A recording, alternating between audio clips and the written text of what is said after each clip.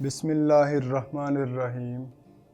मैं हूं मोहम्मद इमरान और आज हम CNC टर्निंग में ग्रूविंग के लिए इस्तेमाल किया जाने वाला कैंट साइकिल सीखेंगे। G75 से ज़ाहिर करते हैं और इसकी 2 लाइंस होती हैं। इस कैंट साइकिल के ज़रिए एक वर्कपीस पर एक से ज़्यादा ग्रूव्स बनाए जा सकते हैं। हम ये समझ लेते हैं कि ग्रूविंग ऑपरेशन क्या है। ग्रूविंग ऑपरेशन में एक ग्रूविंग टूल के ज़रिए वर्कपीस की किसी ख़ास लंबाई तक इस तरह से कट लगाया जाता है कि उसके ऊपर झरी बन जाए। ये ग्रूविंग ऑपरेशन कहलाता है और ये operation single point cutting tool की मदद से किया जाता है। इस ऑपरेशन में हमने टूल को कम फीड देनी होती है और इसी तरह वर्कपीस को भी एक कांस्टेंट रोटेशन पर रोटेट करना होता है। आइए इसके फॉर्मेट को समझते हैं। पहली लाइन में R रिटर्न पॉइंट या रिट्रैक्ट हाइट को जाहिर करता है। रिट्रैक्ट हाइट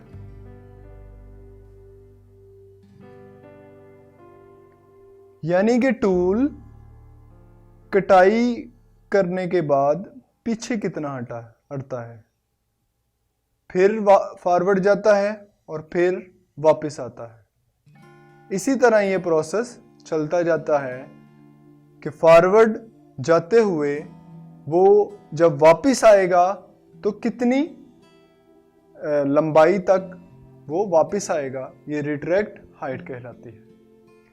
इसी तरह यहां X इस ग्रूव की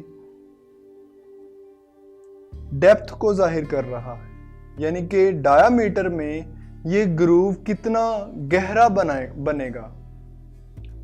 तो ये हमारी ग्रूव डेप्थ आ गई। इसी तरह Z इस ग्रूव विड्थ को जाहिर कर रहा है, यानी कि ग्रूव की चौड़ाई कितनी है, ये Z एक्सिस में कितनी चौड़ाई का ग्रूव बनाया जाएगा। Groove width.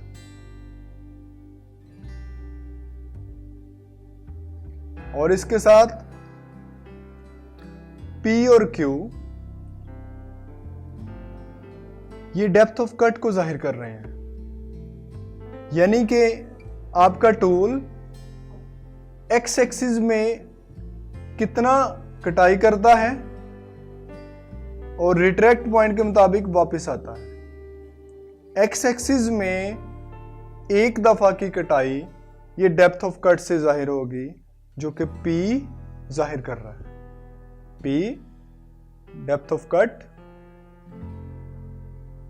इन X एक्सिस। इसके साथ Q depth of cut in Z axis जाहिर कर रहा है, यानी कि टूल यहां कटाई करने के बाद इधर तक डेप्थ पूरी हो गई, पीछे आएगा सेफ पॉइंट पर, यहां से Q के मुताबिक फॉरवर्ड मूव करेगा और फिर P के मुताबिक इधर कटाई करेगा, R के मुताबिक पीछे आएगा, फिर P के मुताबिक फॉरवर्ड और R के मुताबिक पीछे आ जाएगा। तो ये Q depth of cut in Z axis और F फीड रेट को जाहिर करता है।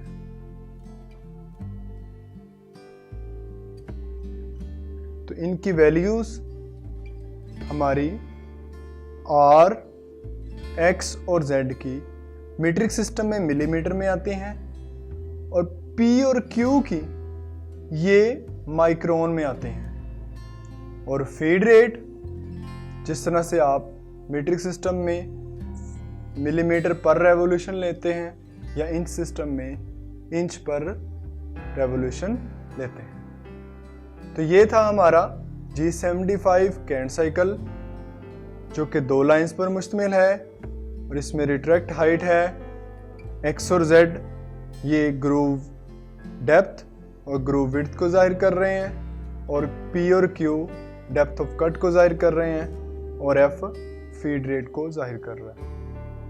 उम्मीद है आपको इसका फॉर्मेट समझ आ गया है।